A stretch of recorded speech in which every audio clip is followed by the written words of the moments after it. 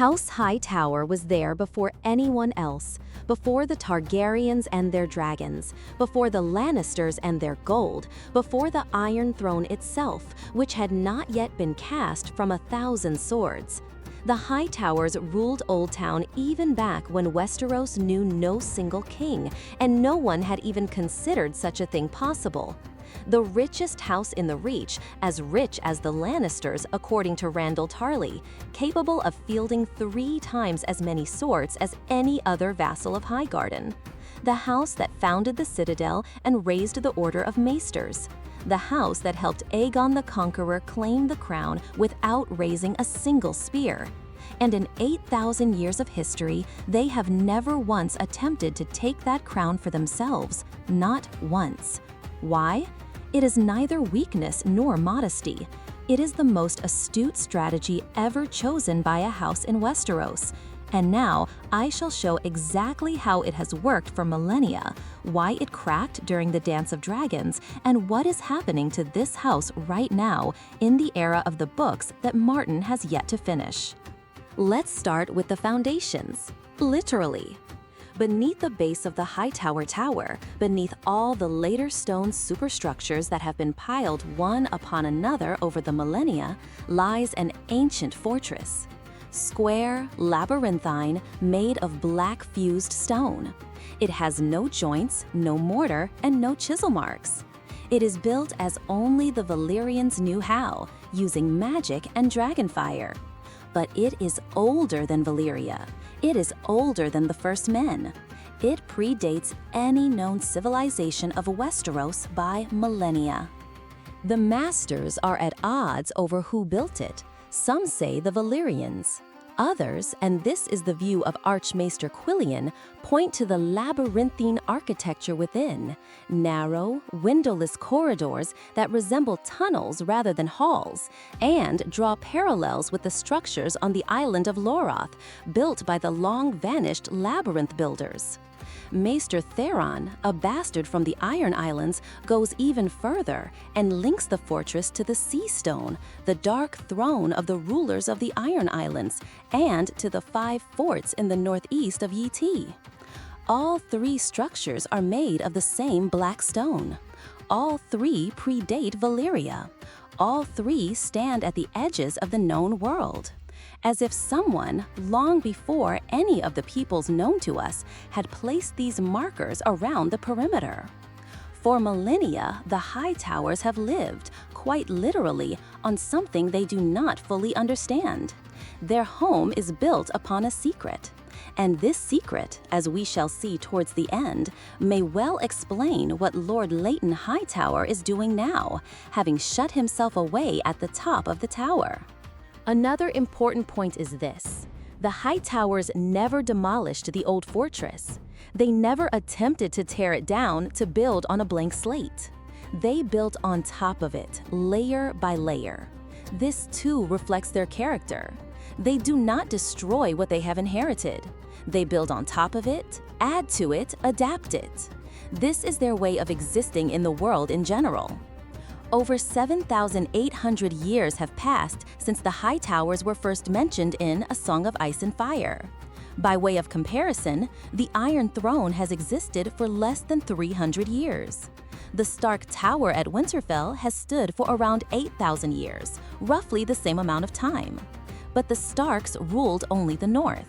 The Hightowers built a network of influence that spanned the whole of Westeros. And yet, they remained in the shadows. This is their story, and it is far more interesting than the story of most kings who sat on the throne in plain sight. But first, we need to understand who the Hightowers had become over the millennia before they entered the Great Game, because the Great Game is the culmination of their story, and it is the story itself that interests us. The Hightowers have existed since the dawn of time. That is exactly how it is written in the Chronicles. When only a mysterious black fortress stood on Battle Island at the mouth of the Honey River, it already had its masters. The ancestors of the Hightowers lived in the dark halls of this structure even before the town began to grow around it. It was they who first erected a wooden lighthouse 50 feet above the fortress to guide ships through the fog of whispering sound. Then a second, taller one, then a third, then a fourth. And finally, when the time came and the opportunity arose, they hired, according to legend, Brandon the builder himself, or his son, also named Brandon, to erect a stone tower 200 feet high, the one that became the foundation for everything that followed. In those days, the Hightowers were petty kings, but their influence was real. They controlled the wealthiest trading port in the western part of Westeros. Old Town grew up around them, rather than them growing alongside the city. It is their project, their brainchild. These facts alone speak volumes. A house that builds a lighthouse before fortifying its walls is thinking of trade and connections, not war and conquest. And so came the first crucial decision in their history, one that would set the tone for millennia to come. When the Andals came from the east with iron swords and the faith of the Seven, the first men resisted. Many kings of Dothagar raised armies and went to war. Other houses lost everything. Some were destroyed. The Hightowers did things differently. They opened their gates. They intermarried with the Andals. They embraced the faith of the Seven. They preserved the lands, wealth, and privileges that might otherwise have been swept away by war. This is not cowardice. It is pragmatism elevated to a principle. The Hightowers realized that the Andalos could not be stopped, but they could be integrated into a system that was already in place. The system defeated the invaders without fighting them, and this principle, adaptation rather than confrontation, the Hightowers would apply time and again throughout their history. It was then, during the era of the early Andals, that the second pivotal event in the house's history took place.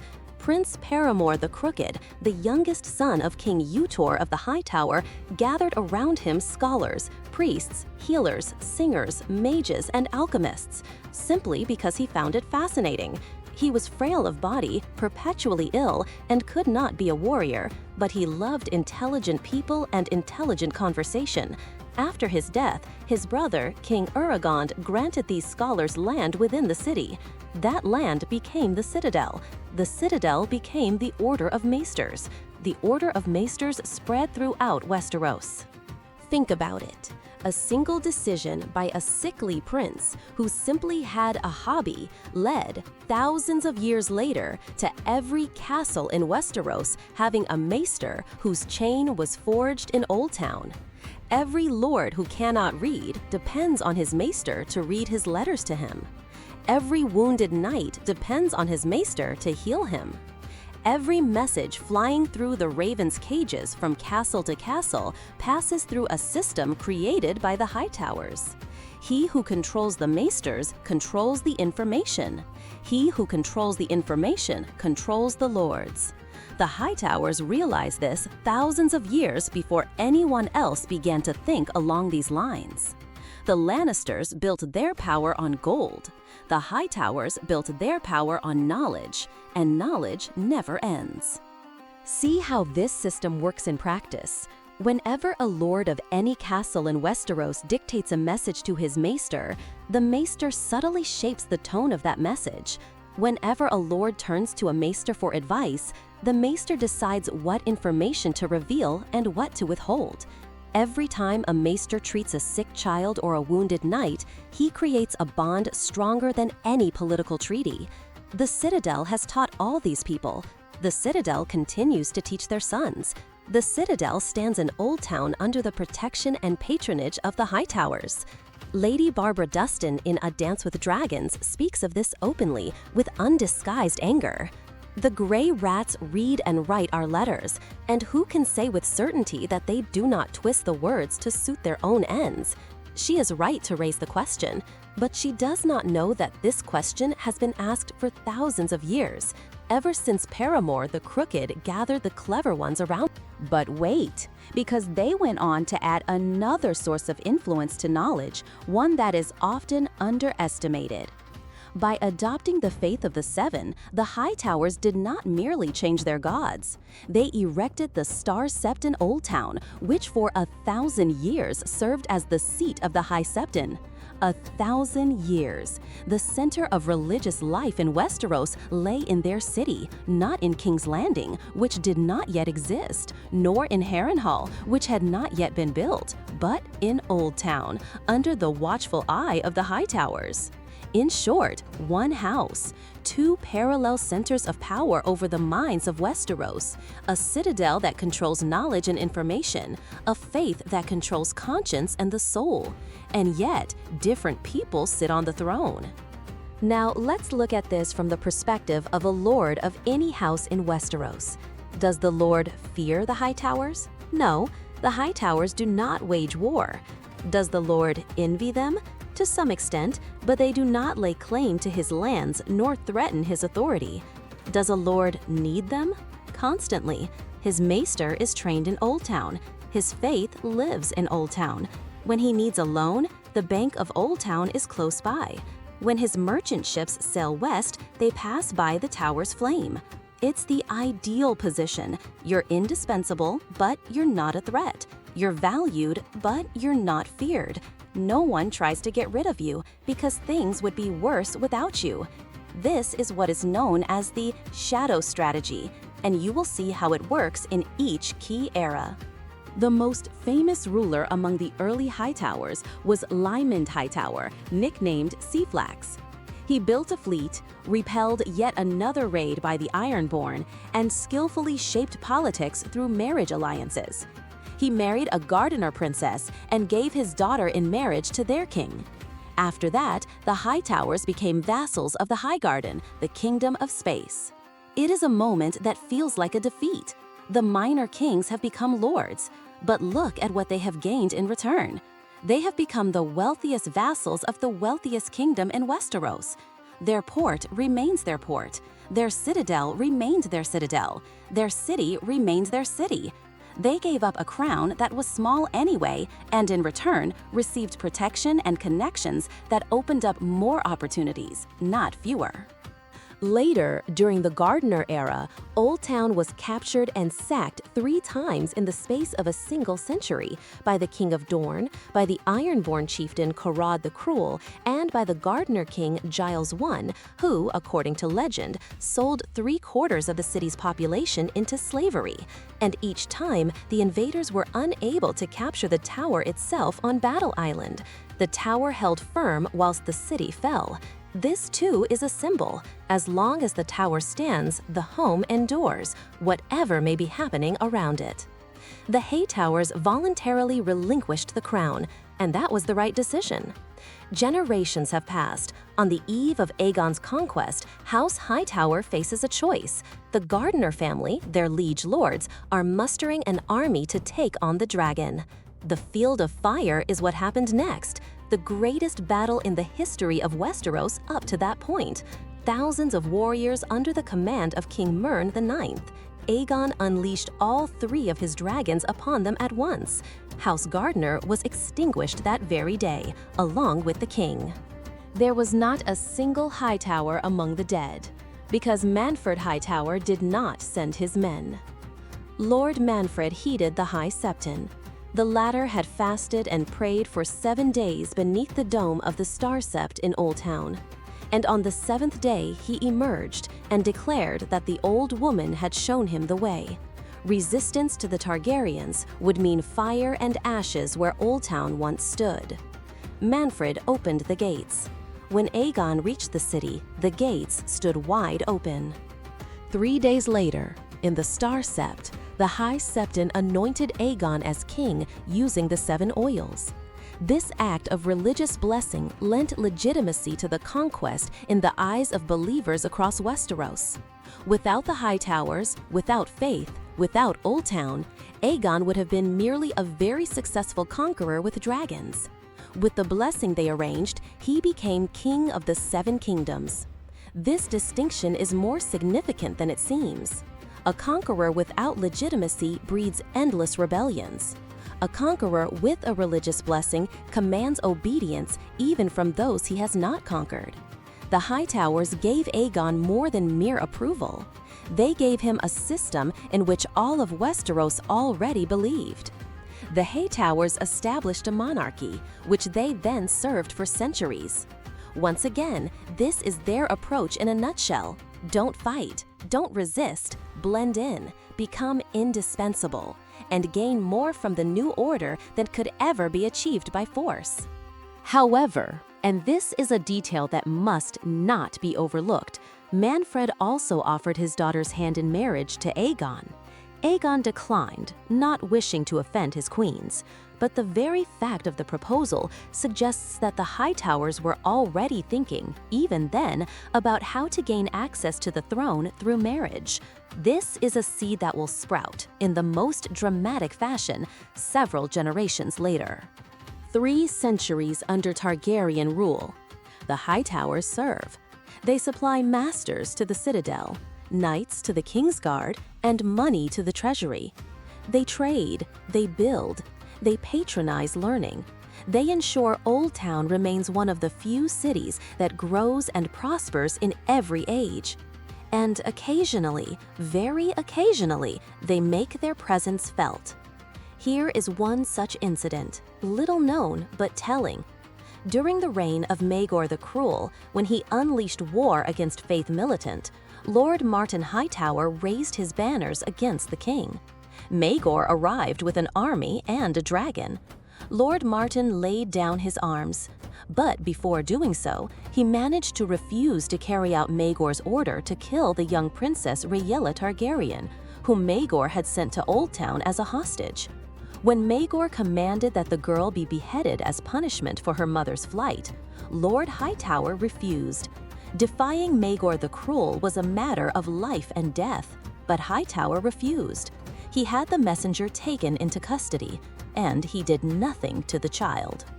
It's a detail that's easy to overlook, but it says something important about the nature of the household. When the authorities demand that the Hightowers take part in something they consider wrong, they find a way to refuse. Not loudly, not with grand declarations, they simply don't do it. You couldn't call it heroism, you couldn't call it cowardice. It's something unique to the Hightowers. The most famous example of this from the Targaryen era, well known to fans of House of the Dragon, is Sir Gerald Hightower, nicknamed the White Bull, commander of the Kingsguard under Aerys II, the Mad King, the very man who accepted the young Jaime Lannister into the Kingsguard, thereby dashing any hopes Tywin had for his grandson as heir, and simultaneously ruining all marriage plans involving Jaime. Gerald died at the Tower of Joy, defending the secret of Rhaegar and Lyanna Stark to the very end. Hightower to his last breath, a vow is a vow. This is a key aspect of the character's nature. When Hightower makes a vow, he keeps it, even if it kills him. Whilst Gerald lay dying by the tower, something else was taking place in Old Town itself, something less conspicuous yet highly significant. When Rogar's Bank, one of the largest financial institutions in the known world, collapsed, most of the lords of Westeros and Essos lost their investments. The Hightowers lost nothing because they had not invested a single coin there. They founded their own Old Town Bank and grew even richer on the back of others' losses. Randall Tarley said that the Hightowers are as rich as the Lannisters and can field 3 times as many swords as any other vassal of the Highgarden. A house as rich as the Lannisters, a house whose army is mightier than that of their liege lords, and yet it continues to call itself a vassal, makes no claim to the throne, and dreams not of the crown. Because the throne is a target, but the shadow isn't. It was precisely this philosophy that Otto Hightower later put into practice, with exceptional precision, and with disastrous consequences when he finally stepped out of the shadows. Otto Hightower, the right hand of the 3 kings, is the most raw nerve in the house's history, for it is precisely in him that we see what happens when Hightower decides to take more than the Shadow's strategy allows. He served Jaehaerys I towards the end of his reign, then Viserys I, then Aegon II, 3 kings. All 3 times, he remained in the shadow of the throne, not upon it. And all that time, he was plotting. When Queen Emma died in childbirth, Otto, not even a day later, was already sending his daughter Alicent to the widowed king, with a hint to don her mother's gown. It was cold calculation, wrapped up in a father's concern. We need to pause here for a moment, because Otto is often portrayed as a villain, and that is an oversimplification. He was a brilliant administrator. Under Jaehaerys, as the old king was fading away, it was Otto who effectively ruled the 7 kingdoms. There were no wars, trade flourished. Otto really did know how to govern. His tragedy was that he did not know when to stop. A good official took a step towards power that did not belong to him and was unable to back down. Alicent became queen. The Hightowers gained a direct line to the throne through the queen. But that wasn't enough for Otto, because Viserys had already named his daughter from his first marriage, Rhaenyra, as his heir, and Otto decided to overturn that decision. It is important to grasp a nuance that is often overlooked here. Otto said he feared Daemon Targaryen as a potential husband for Rhaenys and a possible king consort. He said that Daemon would become a second Maegor the Cruel, and this was not merely manipulation. Otto truly did consider Daemon dangerous, but he never revealed the full extent of his motivation. If Rhaenys became queen and Daemon her husband, Otto and his family would most likely not survive this transfer of power. Daemon knew all too well what Otto had been doing against him for years. This is where the personal meets the political. This is where a house that has managed to remain in the shadows for millennia begins to take steps that are all too obvious to everyone around. Viserys dismissed Otto from his post as Hand when he realized the man was pressing too hard on the matter of succession, a warning sign. But Otto interpreted it differently. There was less time than it seemed. And when Viserys died, Otto was already prepared. The Green Council convened that very night. By morning, Aegon II had been crowned.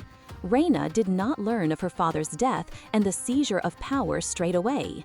When she did, she declared Otto and Alicent traitors. That was the start of the Dance of Dragons. Now, here is what is important to see through the prism of the house's history. Otto did what no Hightower had ever done before. He brought the house out of the shadows and into the very center of the stage. His bloodline sat on the Iron Throne. His maternal grandson became king of Westeros. What Manfred had dreamed of when he offered his daughter to Aegon the Conqueror many generations ago had come to pass. But what Otto, for all his cold-heartedness, failed to foresee was that the cost turned out to be one the firm could not absorb without suffering losses. The daughter realized that, to her father, she had always been nothing more than a piece on a chessboard. In the book version, Otto was beheaded after Black captured King's Landing. In the series, his fate unfolded differently, but the outcome is similar.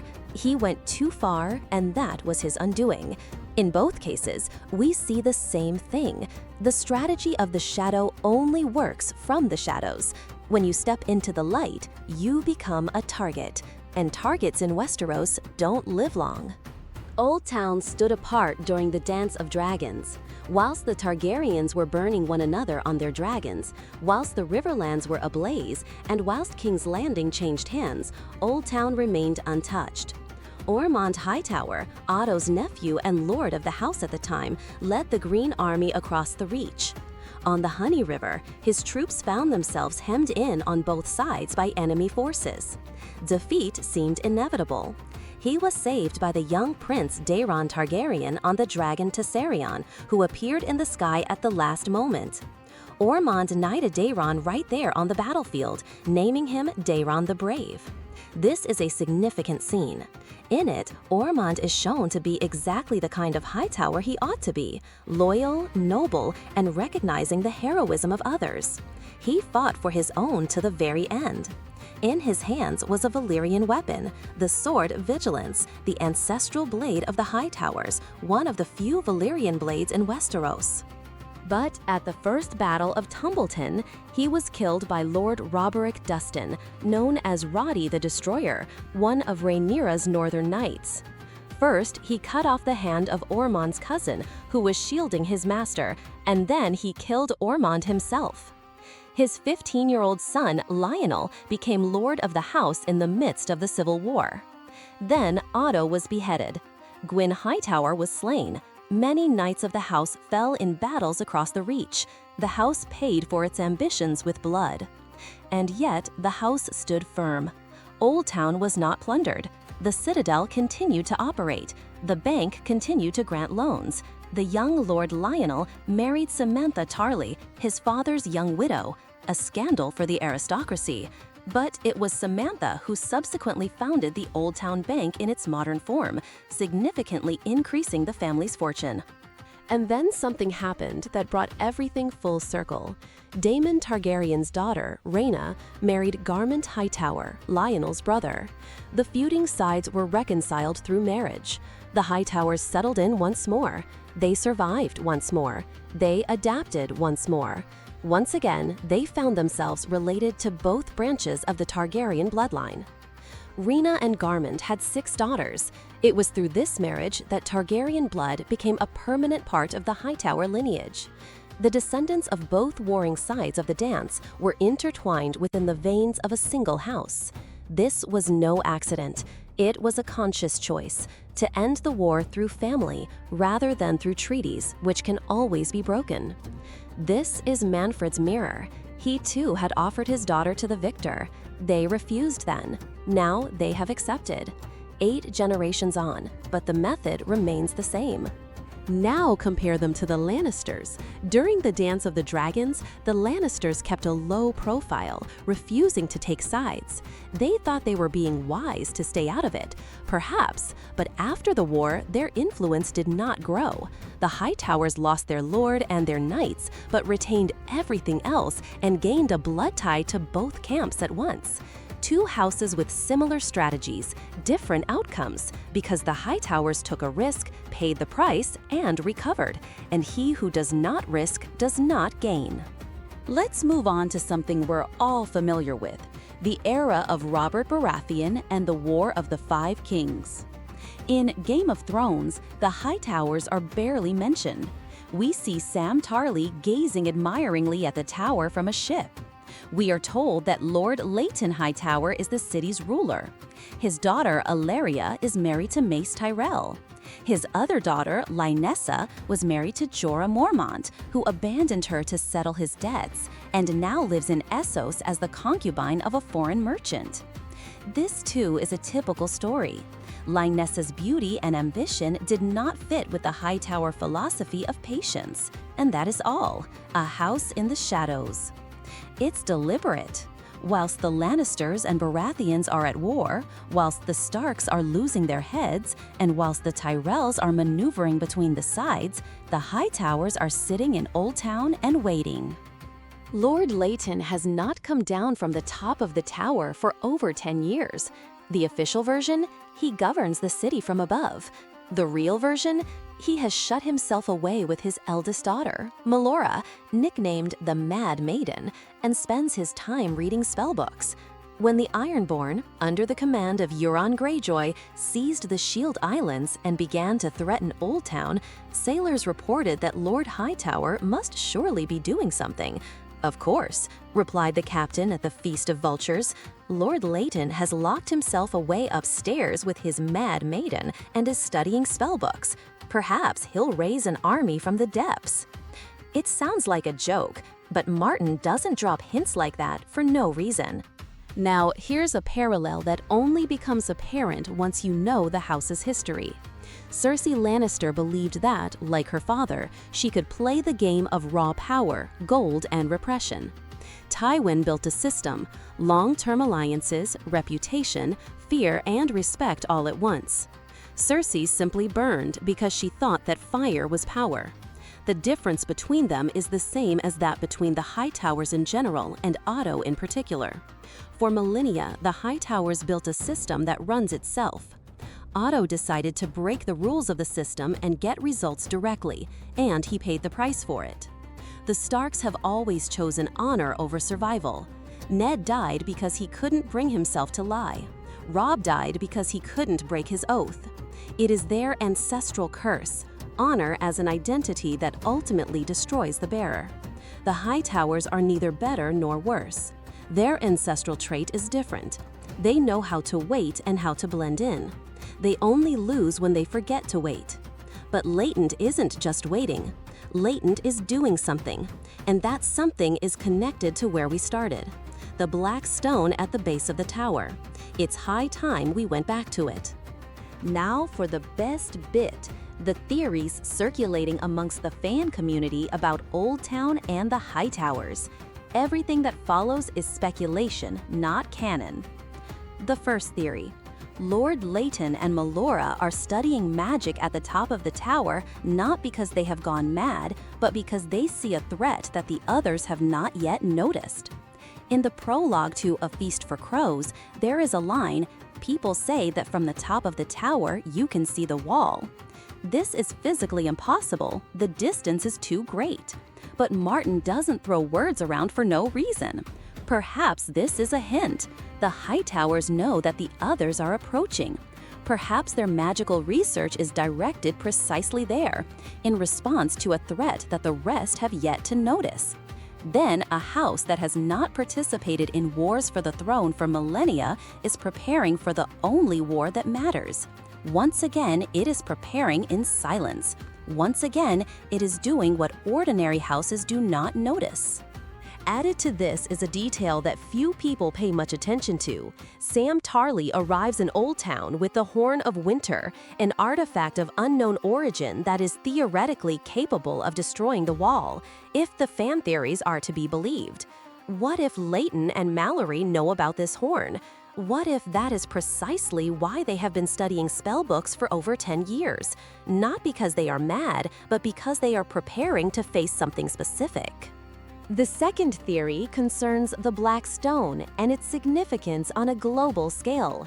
Meister Theron draws parallels between the tower's foundation, the Sea Stone, and the 5 forts. All three are made of the same material. All three stand at strategically key points. What if the structures were built by the same prehistoric civilization? What if the Hightowers have been living for millennia in a house that was not built by them nor for them? And what if Leighton and Melora are trying to understand precisely that, to decipher what exactly lies in the foundations of their own home? This makes them, in a sense, the most honest researchers in a world that prefers to forget its past. There is one compelling argument against this theory. If the Hightowers really did know what lay beneath the tower, they would surely have made use of that knowledge long ago. Instead, they have remained silent for millennia.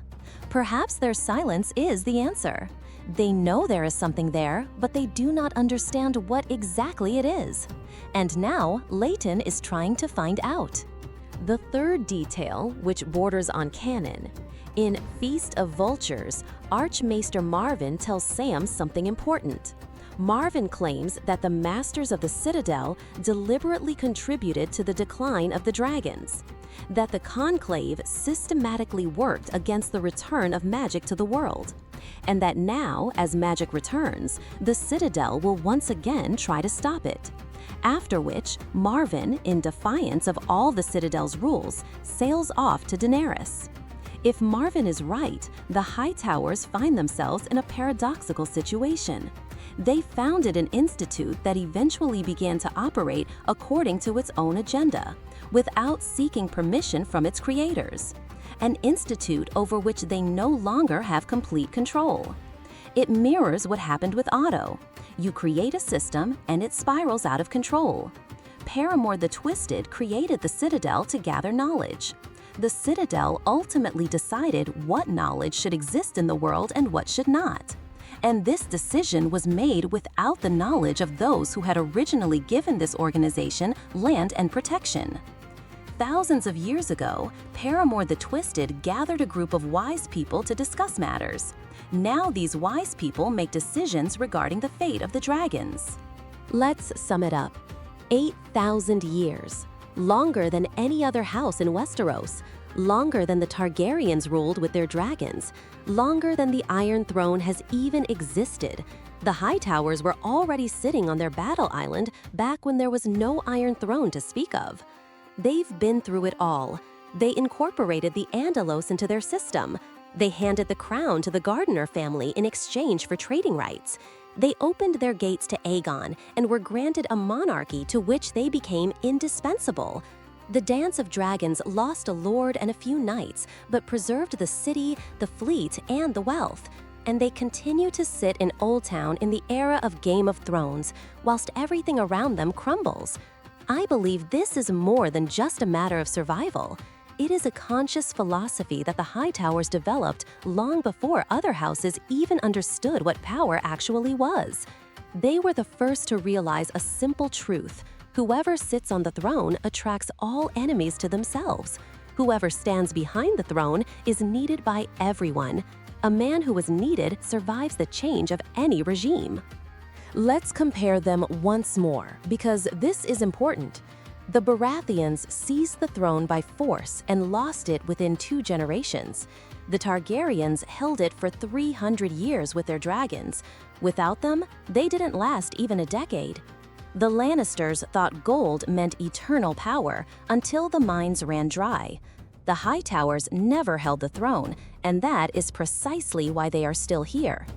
The Lannisters built a power that all could see. The Hightowers built a structure that went unnoticed. The mines of Casterly Rock lay abandoned. The Lannisters' power crumbled. Cersei died beneath the rubble. The Hightowers remained. Let's go back to where we started, the black stone at the base of the tower. It predates all known civilizations. The Hightowers did not destroy it or try to get rid of it. They built on top of it, layer upon layer, millennium after millennium. And now, in the age of the Feast of the Vultures, Lord Lytton and Melora are reading spellbooks at the very top. Perhaps they are trying to work out exactly what lies beneath their feet. Or perhaps they have already figured it out, and they are preparing for something that the rest of us are only just beginning to suspect. We light the way. That is their motto, a beacon for ships, the light of knowledge through the citadel, the light of faith through the star sept, and perhaps light in the literal sense for those who cannot yet see what is emerging from the darkness. A house that never sat on the Iron Throne outlived everyone who did. They did not play the Game of Thrones. They built what the game could not continue without. And therein, when you get right down to it, lies the most honest answer to the question in the title. They did not seize the throne because they understood what others never did. The throne comes and goes, but what they built remains. We light the way. They have been doing this for 8,000 years, and they continue to do so today. Let us know in the comments, do you think the Hightower strategy is wise or cowardly? And don't forget to subscribe so you don't miss the next analysis.